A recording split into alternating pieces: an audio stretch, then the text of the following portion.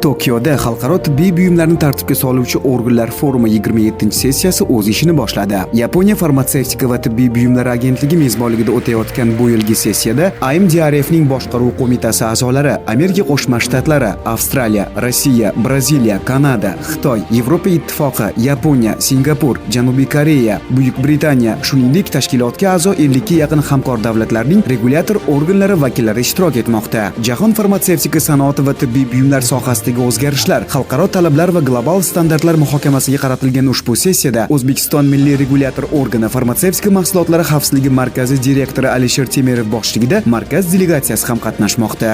Ma'lumot uchun 2011-yildan buyon har yil o'tkazib kelinadigan mazkur forum tibbiy buyumlarni tartibga solish tizimlarini xalqaro miqyosda uyg'unlashtirish va standartlashtirish maqsadida tashkil etilgan global tashabbus hisoblanadi. Forum tibbiy buyum va tibbiy texnikalar xavfsizligi, samaradorligi va sifatini ta'minlash bo'yicha xalqaro me'yorlarni ishlab chiqish bilan shug'ullanadi. Uning tavsiyalari ko'plab davlatlarning sog'liqni saqlash tizimlarida qo'llanib kelinadi. Aytish joiz, O'zbekiston farmatsevtika sohasini xalqaro tartibga solish tizimiga integratsiya qilish yo'lida izchil sa'y-harakatlarni amalga oshirmoqda. Xalqaro tibbiy buyumlarni tartibga soluvchi organlar forumi sessiyasida ishtirok etish esa mamlakatimizga xalqaro standartlarni joriy etish va farmatsevtika sohasida keng qamrovli hamkorlik aloqalarini rivojlantirish uchun yana bir muhim imkoniyat yaratadi.